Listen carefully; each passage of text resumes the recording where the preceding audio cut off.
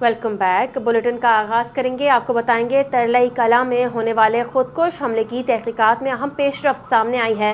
Security ذرائع کے مطابق سیکیورٹی اداروں نے پشاور اور نئے شہرہ میں مشترکہ کارروائیاں کرتے ہوئے چھاپے مارے اور متعدد گرفتاریاں عمل میں آئیں، جس کے نتیجے میں خودکش حملہ آور کے 4 سہولت کار گرفتار کر لیے گئے۔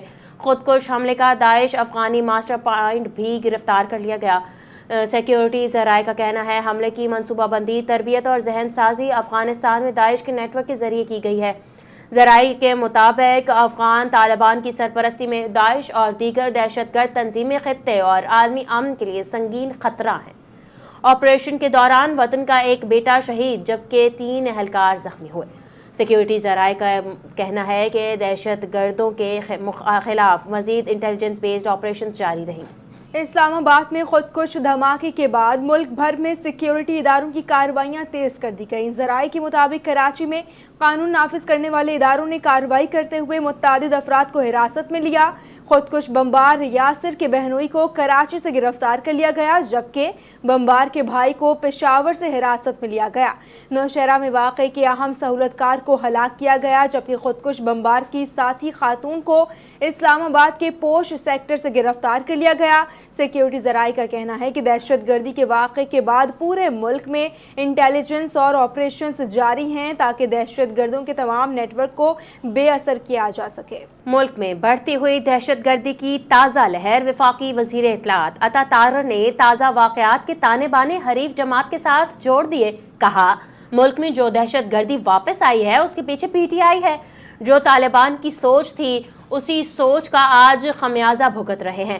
ہم نے تو دہشت گردی کا خاتمہ کر دیا تھا۔ وفاقی وزیر اطلاعات عطا طاہر کی لاہور میں پریس کانفرنس میں بولے، دہشت گردوں کی ہارڈ ٹارگٹس تک پہنچنے کی صلاحیت ختم ہو چکی ہے اور یہ عناصر اب اپنے خاتمے کے قریب ہیں۔ جمعے کی نماز کے دوران مسلمانوں پر حملہ ہونا انتہائی افسوسناک ہے۔ دہشت گردوں کا کوئی مذہب نہیں ہوتا اور ان کا واحد مقصد بد امنی پھیلانا ہوتا ہے۔ سانحہ ترلئی کے سہولت کاروں کا تعین کر لیا گیا ہے اور تحقیقات جاری ہیں۔ ذمہ داروں کو کیفر کردار تک پہنچائیں گے۔ حکومت کا عزم غیر متزلزل ہے اور دہشت گردوں کو کسی صورت نہیں چھوڑا جائے گا۔ بھارت جنگ میں شکست کا بدلہ معصوم شہریوں سے لے رہا ہے۔ بھارت کبھی بھی پاکستان کی اپڈیٹ کریں کہ بھارت جنگ میں شکست کا بدلہ معصوم شہریوں سے لے رہا ہے۔ بھارت کبھی بھی پاکستان کی بہادر افواج کا مقابلہ نہیں کر سکتا۔ افغانستان کے لیے پاکستان اور اس کے عوام کی قربانیوں کو کوئی فراموش نہیں کر سکتا۔ قومی پیغام امن کمیٹی کے چیئرمین حافظ طاہر اشرفی کی پریس کانفرنس۔ کہا، جب بھی ملک میں دہشت گردی کا کوئی واقعہ پیش آیا، علماء نے ہمیشہ یکجہتی اور اتحاد کا مظاہرہ کیا۔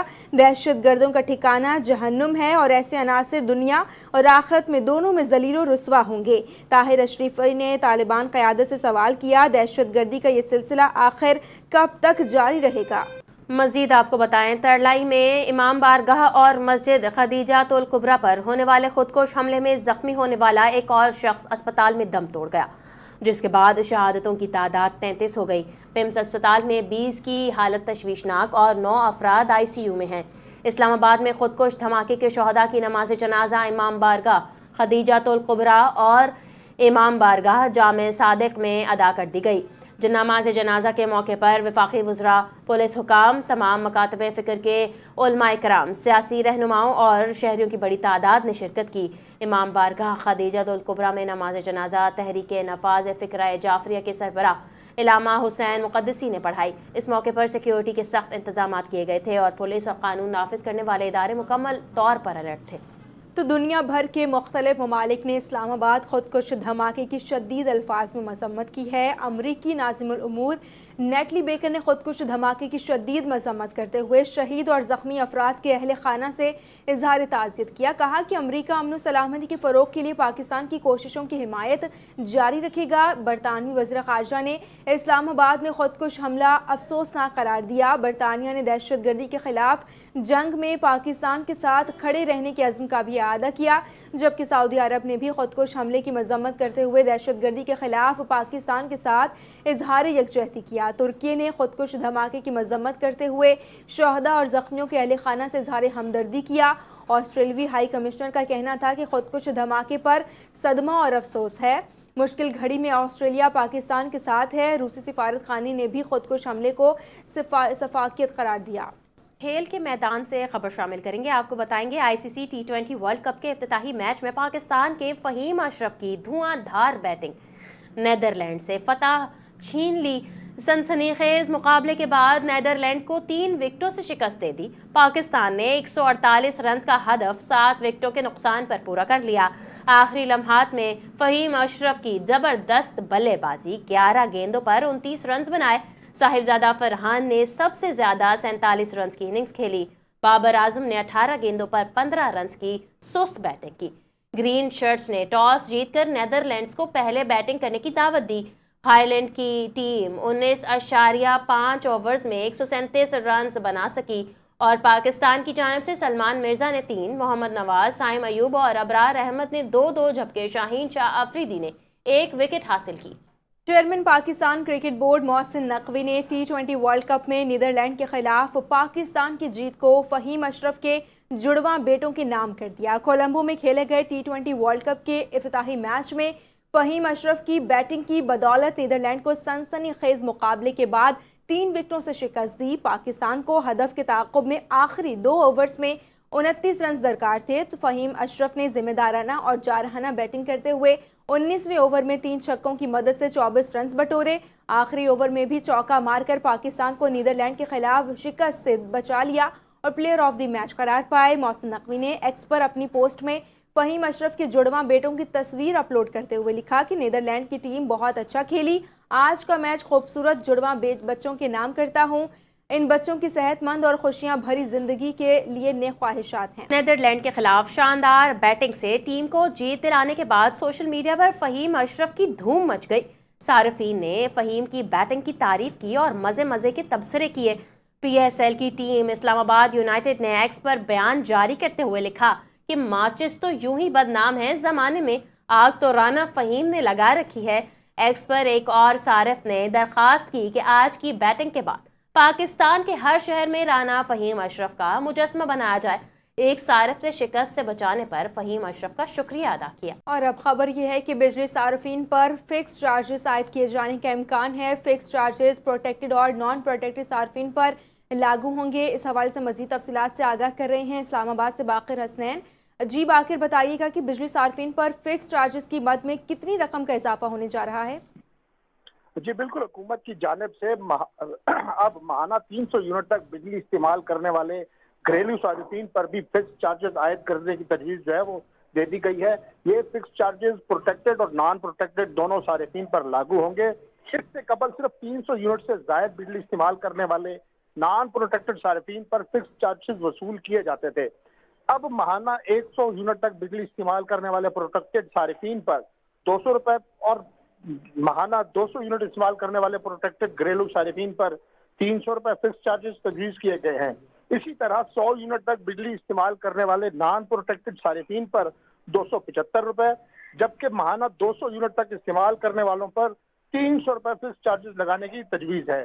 ماہانہ 300 یونٹ تک بجلی استعمال کرنے والے نان پروٹیکٹڈ صارفین کے لیے 350 روپے فکس چارجز تجویز کیے گئے ہیں۔ ماہانہ 400 یونٹ تک استعمال کرنے پر فکس چارجز 200 سے بڑھا کر 400 روپے، 500 یونٹ پر 400 سے بڑھا کر 500 روپے اور 600 یونٹ استعمال کرنے پر 600 سے بڑھا کر 675 روپے کرنے کی تجویز دی گئی ہے۔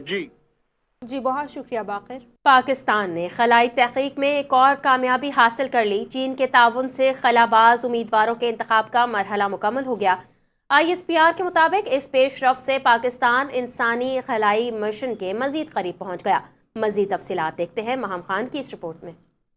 پاکستان کے پہلے انسانی خلائی مشن کی جانب اہم قدم۔ چین کے تعاون سے پاکستان کے خلائی سفر کا نیا باب کھل گیا۔ ISPR کے مطابق سپارکو کے تحت خلاباز امیدواروں کے انتخاب کا دوسرا مرحلہ مکمل کر لیا گیا ہے، جس کے بعد پاکستان عملی طور پر انسانی خلائی مشن کے قریب پہنچ گیا ہے۔ ابتدائی مرحلے میں ملک بھر سے امیدواروں کی اسکریننگ کی گئی، جن میں سے محدود تعداد کو میرٹ اور عالمی معیار کے مطابق شارٹ لسٹ کیا گیا۔ ISPR کے مطابق شارٹ لسٹ امیدواروں نے چین کے ایسٹرونوٹ سینٹر میں طبی، نفسیاتی اور جسمانی ٹیسٹ پاس کیے، جس کے بعد بین الاقوامی معیار کے مطابق 2 امیدوار حتمی فہرست میں شامل کر لیے گئے۔ ترجمان ISPR کے مطابق منتخب امیدوار چین میں 6 سے 12 ماہ کی خلائی تربیت حاصل کریں گے، جس کے بعد اکتوبر یا نومبر 2026 میں ایک پاکستانی خلاباز چینی خلائی اسٹیشن مشن کے لیے منتخب کیا جائے گا۔ ماہرین کے مطابق یہ پیش رفت پاکستان اور چین کے سائنسی تعاون کو نئی بلندیوں تک لے جائے گی اور نوجوان نسل کے لیے خلائی تحقیق میں نئے دروازے کھولے گی۔ مہم خان، NTN نیوز، کراچی۔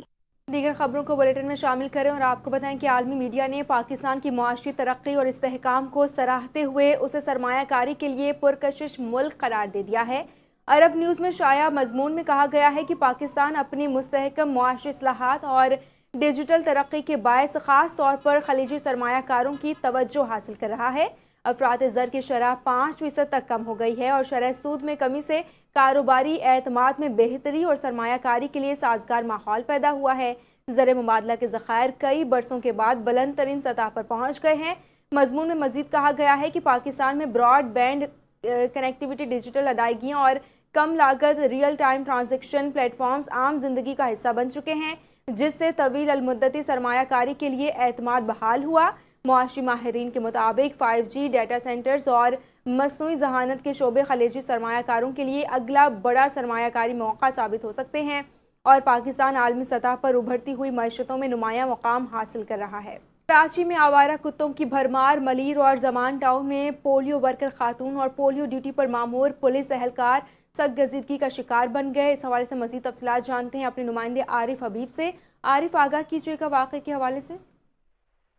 جی بالکل، دیکھیں کراچی شہر میں آوارہ کتوں کی افزائش میں خطرناک اب تک اضافہ ہوا ہے، جس کے بعد کراچی کے مختلف علاقوں میں اب تک جو ہے وہ 6,000 کے قریب یکم جنوری سے اب تک کتے کے کاٹنے کے واقعات رپورٹ ہوئے، جبکہ گزشتہ روز سے زمان ٹاؤن میں خاتون پولیو ورکر اور آج قائد آباد میں پولیس اہلکار جو پولیو ڈیوٹی پر موجود تھے، ان کو آوارہ کتوں نے کاٹا ہے۔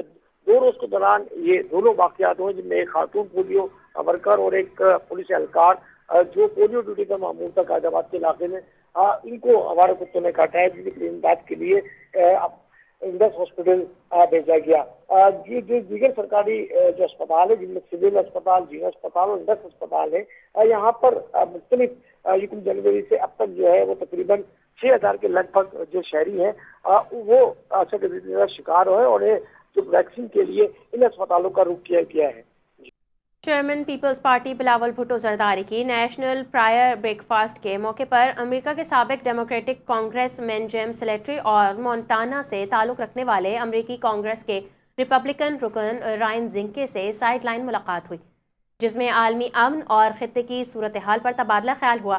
ملاقات میں مذہبی رواداری اور بین المذاہب ہم آہنگی کے فروغ پر تفصیلی تبادلہ خیال کیا گیا۔ اس موقع پر سینیٹر اکبر خواجہ بھی بلاول بھٹو زرداری کے ہمراہ موجود تھے۔ ملاقات میں مختلف معاشروں میں باہمی احترام، مذہبی آزادی اور امن کے فروغ کے لیے مشترکہ کوششوں کی اہمیت پر زور دیا گیا۔ سونے کی عالمی اور مقامی مارکیٹوں میں قیمتوں میں پھر بڑا اضافہ ریکارڈ ہو گیا ہے۔ بین الاقوامی بلین مارکیٹ میں فی اونس سونے کی قیمت میں $117 کا اضافہ ریکارڈ ہوا، جس کے بعد سونے کی نئی عالمی قیمت $4,967 فی اونس کی سطح پر آ گئی ہے۔ تو دوسری جانب مقامی صرافہ بازاروں میں کاروباری ہفتے کے آخری روز فی تولہ سونے کی قیمت بھی $11,700 کے اضافے سے $5,19,462 کی سطح پر پہنچ گئی ہے۔ نیوز بلیٹن سے فی الوقت کے لیے اتنا ہی۔ مزید اپڈیٹس کے لیے آپ دیکھتے رہیے NTN نیوز۔